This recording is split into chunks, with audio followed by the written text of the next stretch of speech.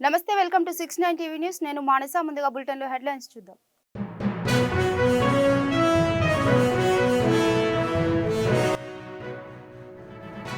సినీ నటుడు అల్లు అర్జున్ కు న్యాయస్థానం 14 రోజుల రిమాండ్.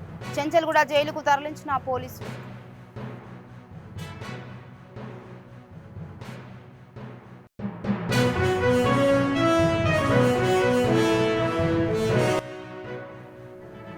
అల్లు అర్జున్ విషయంలో చట్టం తన పని తాను చేసుకుపోతుంది. చట్టం ముందు అందరూ సమానులేనన్న సీఎం రేవంత్ రెడ్డి.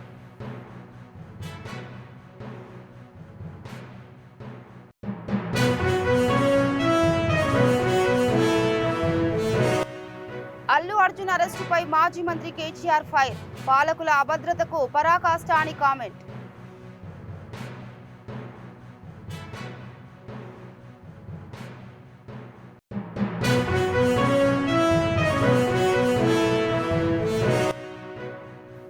పులివెందుల నియోజకవర్గంలోని వేములలో ఉద్రిక్తత.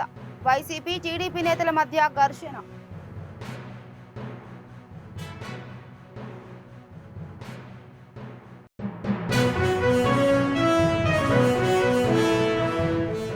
ఇక డీటెయిల్స్కి వెళ్తే, సినీ నటుడు అల్లు అర్జున్ కు న్యాయస్థానం 14 రోజుల రిమాండ్ విధించింది.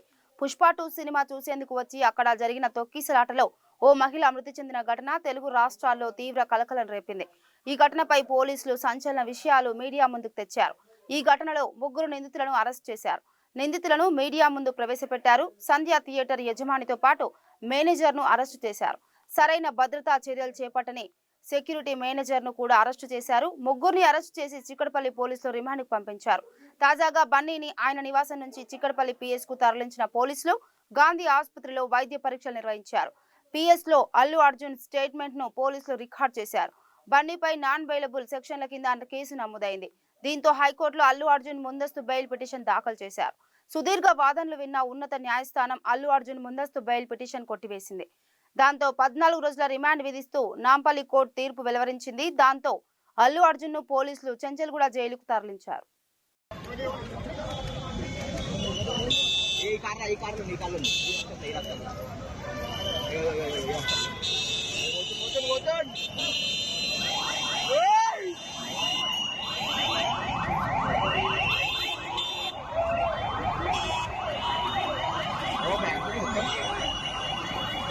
హీరో అల్లు అర్జున్ ను అరెస్టు చేయడంపై బీఆర్ఎస్ వర్కింగ్ ప్రెసిడెంట్ కేటీఆర్ విమర్శలు గుప్పించారు.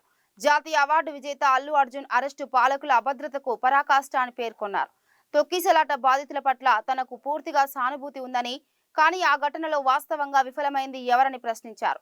అల్లు అర్జున్ కు నేరుగా ఎలాంటి సంబంధం లేని కేసులో ఆయనను ఒక సాధారణ నేరస్తుడిగా చూడటం సరికాదని స్పష్టం చేశారు. గౌరవప్రదమైన ప్రవర్తనకు ఎప్పుడు స్థానం ఉంటుందని తెలిపారు. ప్రభుత్వం వ్యవహరించిన తీరును తీవ్రంగా ఖండిస్తున్నానని ట్వీట్ చేశారు. ఇదే లాజిక్ తో వెళ్తే హైడ్రా సృష్టించిన భయాందోళన కారణంగా హైదరాబాద్ లో 2 అమాయకులు చనిపోయారని, దీనికి కారణమైన ముఖ్యమంత్రి రేవంత్ రెడ్డిని అరెస్ట్ చేయాలని స్పష్టం చేశారు. జాతీయ అవార్డు గ్రహీత ప్రముఖ నటుడు అల్లు అర్జున్ ను కనీసం బట్టలు మార్చుకోవడానికి కూడా సమయం ఇవ్వకుండా నేరుగా బెడ్రూమ్ నుండి అరెస్ట్ చేసి తీసుకెళ్లడం దుర్మార్గమైన చర్య, అగౌరవమని బీజేపీ ఎంపీ బండి సంజయ్ విమర్శించారు. భారతీయ సినిమాకు ప్రపంచవ్యాప్తంగా గుర్తింపు తెచ్చిన ఆయన స్థాయికి ఇది సముచితం కాదని అన్నారు. సంధ్య థియేటర్ వద్ద జరిగిన తొక్కిసలాటలో ఓ మహిళ దుర్మరణం చెందడం చాలా దురదృష్టకరమని, అయితే భారీ జన సందోహాన్ని అదుపు చేయడంలో విఫలమైన కాంగ్రెస్ ప్రభుత్వ వైఫల్యాన్ని ఇది ఎత్తి చూపుతుందని, ఇంతటి హైప్రొఫైల్ కార్యక్రమానికి కాంగ్రెస్ ప్రభుత్వం సరైన ఏర్పాట్లు చేయకపోవడమే అసలైన వైఫల్యమని ఆరోపించారు. అల్లు అర్జున్ అరెస్టు విషయంలో చట్టం తన పని తాను చేసుకుపోతుందని, ఇందులో తన ప్రమేయం ఏమీ లేదని సీఎం రేవంత్ రెడ్డి వ్యాఖ్యానించారు. చట్టం ముందు అందరూ సమానులేనని, చట్టపరమైన ప్రక్రియ జరుగుతుందన్నారు. తొక్కిసలాటలో ఒకరు చనిపోయిన నేపథ్యంలో పోలీసులు చర్యలు తీసుకుంటున్నారని ఆయన అన్నారు. మోహన్ బాబు విషయంలో కోర్టు ఉత్తర్వులున్నాయని చెప్పారు. సచివాలయంలో క్రిస్మస్ వేడుకలు జరిగాయి. ఈ కార్యక్రమానికి ముఖ్య అతిథిగా రవాణా మరియు బీసీ సంక్షేమ శాఖ మంత్రి పొన్నం ప్రభాకర్ హాజరయ్యారు. Brother Anil, Christian development corporation chairman Deepak John, Christian ప్రతినిధులు పాల్గొన్నారు. బ్రదర్ అనిల్ మంత్రి పొన్నం ప్రభాకర్ కి ఆశీర్వచనం ఇస్తూ ప్రత్యేక ప్రార్థనలు చేశారు. మంత్రి పొన్నం ప్రభాకర్ మాట్లాడుతూ, లోక కళ్యాణం కోసం అందరూ కూడా సుఖంగా ఉండాలని, యేసు ప్రభు కీర్తనలు, ప్రవచనాలు యేసు ఆలోచనలతో ముందుకు పోవాలని అన్నారు. త్యాగానికి మారుపేరుగా సమాజంలో క్షమాగుణం ఉండాలని మంత్రి పొన్నం అన్నారు. మినీ క్రిస్మస్ శుభాకాంక్షలు. క్రిస్మస్ 25వ తేదీ నాడు జరుపుకోబోయే ముందు సెక్రటేరియట్కి సంబంధించినటువంటి ఉద్యోగస్తులందరూ కూడా ఈ చర్చిలో ఈరోజు క్రిస్మస్ వేడుకలకు సంబంధించి జరుపుకుంటున్న ఈ యొక్క పండుగలో నాతో పాటు భాగస్వాములైనటువంటి బ్రదర్ అనిల్ గారికి, అదేవిధంగా 30 సంవత్సరాల స్నేహితుడు, ఎన్ఎస్యూలో కలిసి పనిచేసినటువంటి మా అనిల్ థామస్ గారు, మా మిత్రుడు Christian development corporation chairman Deepak John గారు, వేదిక మీద ఉన్నటువంటి ఫాస్టర్స్, ఇక్కడికి విచ్చేసినటువంటి క్రిస్టియన్ సోదరి వాళ్ళందరూ కూడా నమస్కారాలు. మీ అందరూ కూడా నా శుభాకాంక్షలు తెలియజేస్తా ఉన్నాను. లోక కళ్యాణం కొరకు అందరూ కూడా సుఖంగా ఉండాలనే ఆలోచనతోటి యేసు ప్రభు యొక్క ప్రవచనాలు కావచ్చు, కీర్తనలన్నీ కూడా అందరూ బాగుండాలనే ఆలోచనతోనే ముందుకు పోతూ ఉంటాయి. ఈరోజు కూడా ఒక త్యాగమూర్తిగా, త్యాగానికి మారుపేరుగా సమాజంలో ఏదైనా క్షమాగుణం ఉండాలి. ప్రపంచంలో అతి పెద్దగా జరిగే పండుగ ఈ యొక్క క్రిస్మస్ వేడుకలు. అటువంటి వేడుకలు మనం సెక్రటరేట్ పరిధిలో ఉన్నటువంటి సోదరులందరూ కూడా ఇక్కడ ఈ ప్రాంతం ఈరోజు ఇక్కడ జరుపుకుంటా ఉన్నాం.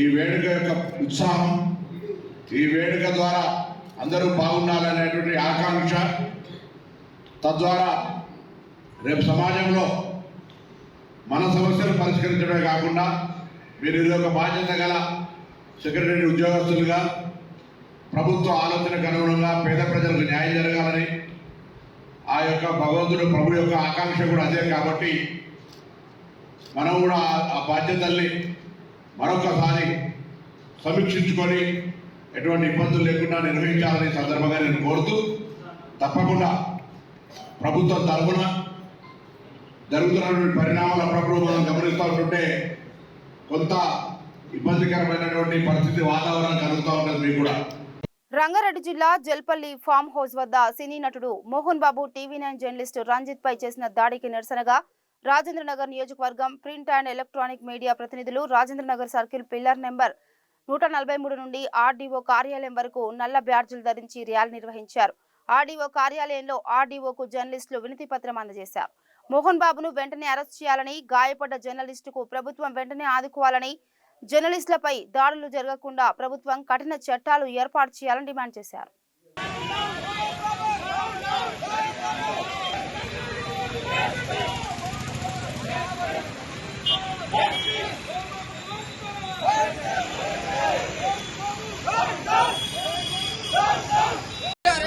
రైట్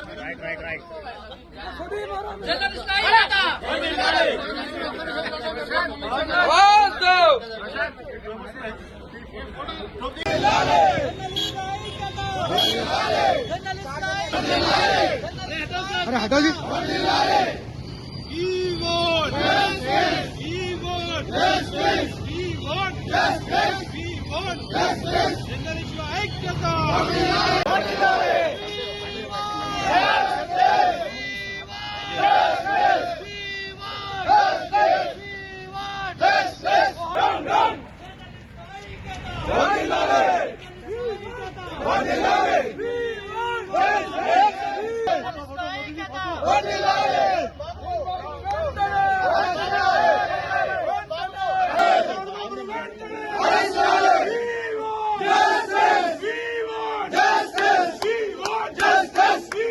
తరఫున ఈరోజు రాజేంద్ర కాన్స్టెన్సీ అందరూ ప్రింట్ అండ్ ఎలక్ట్రానిక్ మీడియా రిపోర్టర్లు అందరూ కూడా చౌరస్తా నుంచి ఆర్డీఓ ఆఫీస్ వరకు ర్యాలీగా నిర్వహించి ఆర్డీఓ ఆఫీస్ కార్యాలయంలో వినతి పత్రం అందించాము. దానికి కారణం ఏంటంటే మోహన్ బాబు మొన్న తన ఇంటిపై కవరేజ్ వచ్చిన మీడియా మిత్రులపై దాడి చేసిండు. అదే మీడియా మిత్రులు కావాలని వాళ్ళ ఇంటికి వెళ్ళలే, ఆడ మీడియా వాళ్ళు కవర్ చేస్తుంటే వాళ్ళ ఇంటి కుటుంబ కళాలు నడుస్తున్నాయి, దాన్ని కవరేజ్ చేద్దామని వాళ్ళ ఇంటి గేటు పైన నిలబడ్డారు. అదే మోహన్ బాబు కొడుకు వచ్చి మీడియా మిత్రులందరినీ ఇంటికి రమ్మని, లోపలికి రమ్మని చెప్పి పిలిచినందుకు ఆ మీడియా మిత్రులందరూ లోపలికి వెళ్ళడం జరిగింది. దాంతో మోహన్ బాబు మరి ఏమనుకొని వచ్చాడో తెలియదు, అది లోగో తీసుకొని ఒక రిపోర్టర్ టీవీ9 రిపోర్టర్ పై దాడి చేసిండు. ఆ దాడి చేసిన సంఘటనలో టీవీ9 రిపోర్టర్ బొక్క విరిగిపోయింది. ఆయనకు 3 ఫ్రాక్చర్లు అయినాయి. ఆయన హాస్పిటల్కి షిఫ్ట్ చేసిండు. కానీ అట్లాంటి దాడి ఇంకొకరు చేయొద్దు. ఇంకో చేసినా కానీ వాళ్ళందరినీ ఖండించాలని. ఇంకోటి ఏంటంటే ఈ గవర్నమెంట్ ప్రభుత్వం గిట ఒక జర్నలిస్టులపై దాడిని ఖండించి అదేవిధంగా జర్నలిస్టులకు అనేది ఒక జీవో చట్టం, కొత్త చట్టం తీసుకురావాలి. ఎక్కడ జరిగినా ఏ జర్నలిస్టుపై దాడి జరిగినా ఆ చట్టం వినియోగించాలని విజ్ఞప్తి చేస్తున్నాం. ఇంకోటి ప్రభుత్వాన్ని విజ్ఞప్తి చేస్తుందంటే ఈ ఖండించకపోతే వీళ్ళని అరెస్ట్ చేయకపోతే వేరే వాళ్ళు గిటనే దాడి చేసి మేము ఏదో సారీ చెప్పుకుంటాం అయిపోతుంది అనే ధోరణిలో ఉంటారు. కాబట్టి ఆ శిక్ష అనేది అందరికీ కనిపించాలని చెప్పేసి రిక్వెస్ట్ చేస్తాం. వైసీపీ పాలనలో కాకినాడ సెస్ సిపోర్ట్లను గన్పెట్టి బెదిరించి లాక్కున్నారని, వాటాలుగా విభజించి మాజీ సీఎం జగన్మోహన్ రెడ్డి తన బినామీలకు దారదత్తం చేసి రైతులకు అన్యాయం చేశారని టీడీపీ రాష్ట్ర అధికార ప్రతినిధి పిఠాపురం మాజీ ఎమ్మెల్యే ఎస్వీఎస్ఎన్ వర్మ ఆరోపించారు. కాకినాడలోని టీడీపీ జిల్లా కార్యాలయంలో గురువారం సాయంత్రం ఏర్పాటు చేసిన మీడియా సమావేశంలో ఆయన మాట్లాడారు. సెస్ కోసం సేకరించిన 2000 ఎకరాల డినోటిఫికేషన్ భూమిలో 14 ఎకరాల భూమిని మాజీ మంత్రి దాడిశెట్టి రాజా కొనుగోలు చేసింది వాస్తవం కాదా అని ప్రశ్నించారు. దొంగతనం చేసిన వాళ్ళు దొంగ అంట పరిగెట్టినట్టు ఉంది. ఇటు కన్నబాబు గారు మాజీ మంత్రి కానీ, అటు దాడిశెట్టి రాజా గారు కానీ, మరి అదేవిధంగా మా అక్కయ్య గీత గారు కానీ, వీళ్ళందరూ కూడా ఇష్టం వచ్చినట్టు మాట్లాడుతున్నారు. మొన్న సవాల్ విసిరాం, రమ్మన్నాం, వాస్తవాలు చెప్తా ఉన్నాం, పారిపోయారు.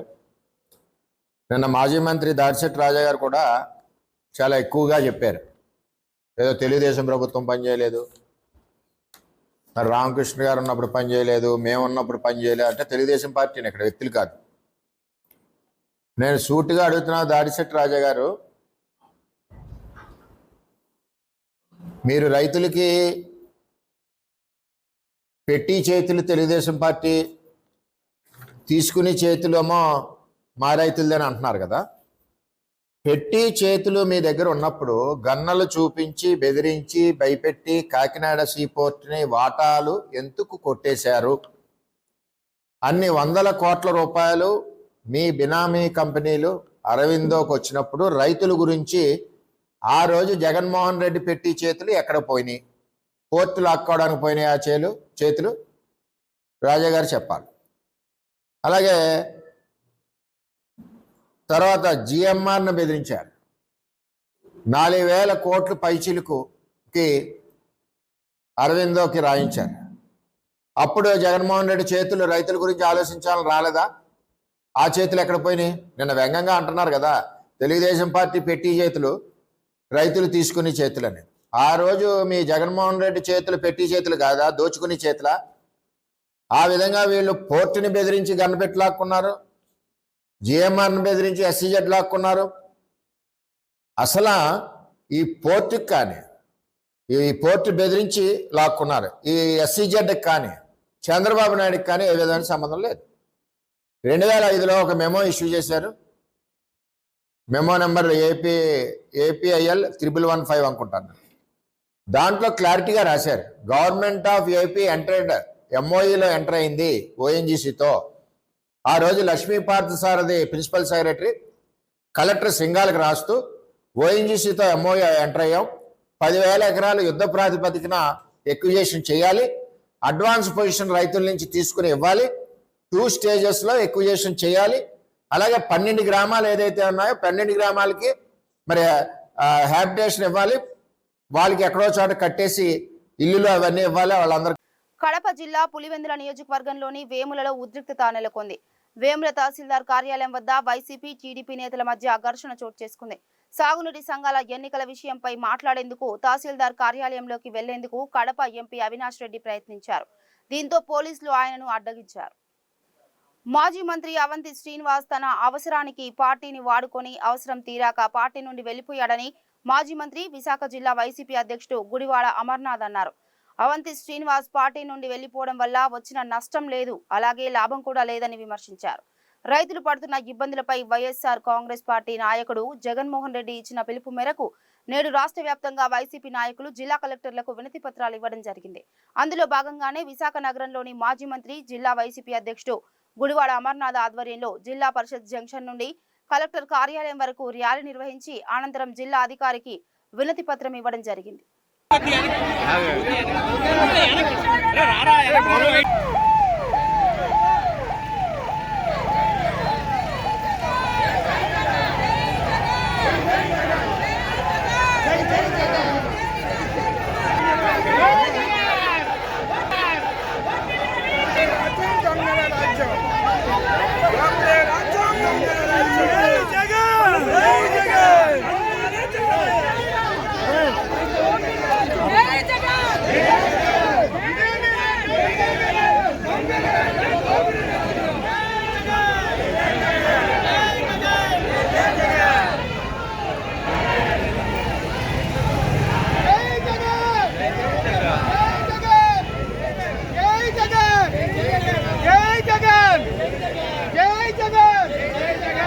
ఇది ఒక నిదర్శనం. ప్రజల పక్షాన, రైతుల పక్షాన ఒక రిప్రజెంటేషన్ ప్రభుత్వానికి ఇవ్వడానికి అని ముందుకు వస్తే రిప్రజెంటేషన్ తీసుకోవడానికి భయం ఏంటని అడుగుతా ఉన్నాం. ఈ స్థాయిలో పోలీసులు పెట్టి దాడి చేయించాల్సినటువంటి అవసరం ఏముందని అడుగుతా ఉన్నాం. దేనికి భయపడతా ఉన్నారు? ప్రజలకి మీరు సమాధానం చెప్పాల్సినటువంటి అవసరం ఉంది. మీరు చేసినటువంటి పాపాలు ఒకటి అన్నీ కూడా సరే, ఎన్నికలు 5 సంవత్సరాలకు ఒకసారి వస్తాయి, 6 నెలలు అయ్యింది, ఇంకా 4.5 సంవత్సరాలు ఉంది, మీరేం మమ్మల్ని చేయలేరని చెప్పని అనుకోవచ్చు. ఏది ఏమైనప్పటికీ మీరు చేసినటువంటి పాపాలు అన్నీ కూడా ఒకదాని తర్వాత ఒకటి అన్ని పైలప్ అవుతాయి. రేపు రానటువంటి కాలంలో ప్రజల పక్షాన మరింత బలంగా వైఎస్ఆర్ కాంగ్రెస్ పార్టీ పోరాటం చేస్తుంది. రేపు 27వ తారీఖున కూడా రాష్ట్రంలో పెరిగిపోతే మీరు అందరూ చూసుంటారు. అందులో ఇప్పుడు మనం పెట్టుకున్నటువంటి ఇష్యూ కేవలం రైతులకు సంబంధించిందే. కానీ రేపు 27వ తారీఖున ఈపీడీసీఎల్ సీఎండీ కార్యాలయం దగ్గర కూడా ఒక నిరసన కార్యక్రమం, ఒక రిప్రజెంటేషన్ ప్రభుత్వానికి అందించేటువంటి కార్యక్రమం ఉంది. అది అందరూ రాష్ట్రంలో ఉన్నటువంటి 1,60,00,000 కుటుంబాలు ఏవైతే ఉన్నాయో అందరూ కూడా భారం పడేటువంటి అంశం. రైతులకి సంబంధించినటువంటి ఈ అంశం అయితే 27వ తారీఖున కరెంటు ఛార్జీలు, రాష్ట్రంలో పెరిగిపోయినటువంటి కరెంటు ఛార్జీల మీద కూడా ఒక నిరసన కార్యక్రమాన్ని చేపట్టబోతా ఉన్నాం. ప్రజల పక్షాన నిరంతరం వైఎస్ఆర్ కాంగ్రెస్ పార్టీ పోరాటం చేస్తుంది. ఏది ఏమైనప్పటికీ ప్రభుత్వం దిగి వచ్చే వరకు రైతులకి, మహిళలకి, యువతకి ప్రతి ఒక్కరికి న్యాయం చేసేంత వరకు వైఎస్ఆర్ కాంగ్రెస్ పార్టీ జగన్మోహన్ రెడ్డి గారి నాయకత్వంలో పోరాటం చేస్తుంది అన్నటువంటి విషయాన్ని మరొకసారి మీ ద్వారా ప్రజలందరూ కూడా తెలియజేస్తా ఉన్నాం. మా పార్టీ మా పార్టీలో బోల్డ్ మంది ఆయారాములు, గాయారాములు ఉన్నారు. గాయారాముల్లో వారొకరు. వాస్తవం చెప్పాలంటే ఇది ఎవరు మీ ఎవరైతే నేను రాజీనామా చేశారో, ఎవరైతే ఈ పార్టీకి రాజీనామా చేయాలనుకుంటున్నారో వాళ్ళు ఎవరన్నా చేయాలనుకుంటే ఇప్పుడు చేసిన ఇబ్బంది లేదు మా పార్టీకి. జగన్మోహన్ రెడ్డి గారు ఈ పార్టీని స్థాపించినటువంటి సమయంలో ఆయన ఈ పార్టీని స్థాపించినప్పుడు ఒక పార్లమెంట్ సభ్యులు, ఒక ఎమ్మెల్యే మాత్రమే ఉన్నారు ఈ పార్టీలో. తర్వాత 15 మంది ఎమ్మెల్యేలు గెలిచారు, 2 ఎంపీలు గెలిచారు. తర్వాత 67 మంది ఎమ్మెల్యేలు గెలిచారు, 10 మంది ఎంపీలు గెలిచారు. తర్వాత 151 మంది ఎమ్మెల్యేలు గెలిచాం. తర్వాత 22 మంది ఎంపీలు గెలిచాం. సరే, మళ్ళీ ప్రతిపక్షంలోకి వచ్చాం. ఎంతమంది ఈరోజు రాష్ట్రంలో వేలాది మంది సర్పంచులు, లక్షలాది మంది వార్డు మెంబర్లు, 100ల మంది జెడ్పీటీసీలు, 100ల మంది ఎంపీపీలు, మాలాంటి వాళ్ళు మంత్రులుగా ఇంతమంది తయారు చేసినటువంటి ఒక పెద్ద మ్యానుఫ్యాక్చరింగ్ యూనిట్ జగన్మోహన్ రెడ్డి గారు అంటే. మాజీ సీఎం వైఎస్ జగన్మోహన్ రెడ్డి బెంగళూరుకు వెళ్లారు. తాడపల్లి నుండి గన్నవరం విమానాశ్రయం చేరుకున్న ఆయనకు పార్టీ శ్రేణులు ఘన స్వాగతం పలికారు. గన్నవరం విమానాశ్రయం నుండి ప్రత్యేక విమానంలో బెంగళూరుకు బయలుదేరారు.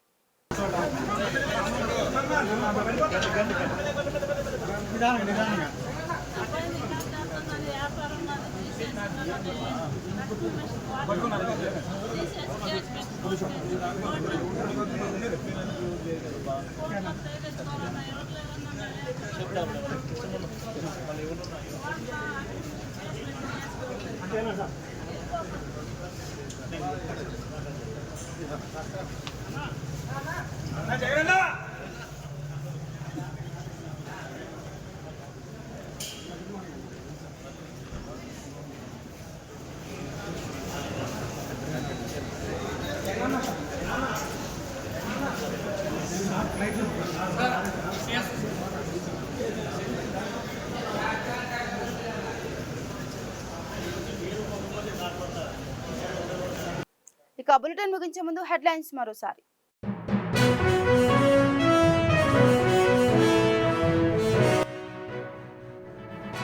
సినీ నటుడు అల్లు అర్జున్ కు న్యాయస్థానం 14 రోజుల రిమాండ్. చెంచల్గూడ జైలుకు తరలించిన పోలీసులు.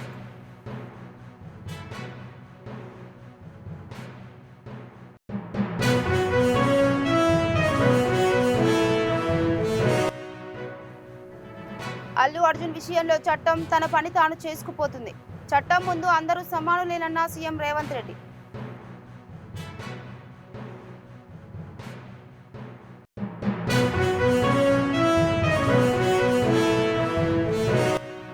అల్లు అర్జున్ అరెస్టుపై మాజీ మంత్రి కేటీఆర్ ఫైర్. పాలకుల అభద్రతకు పరాకాష్ట అని కామెంట్.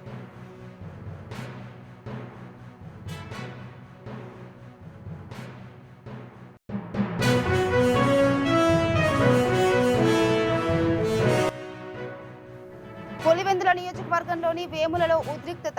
వైసీపీ టీడీపీ నేతల మధ్య ఘర్షణ.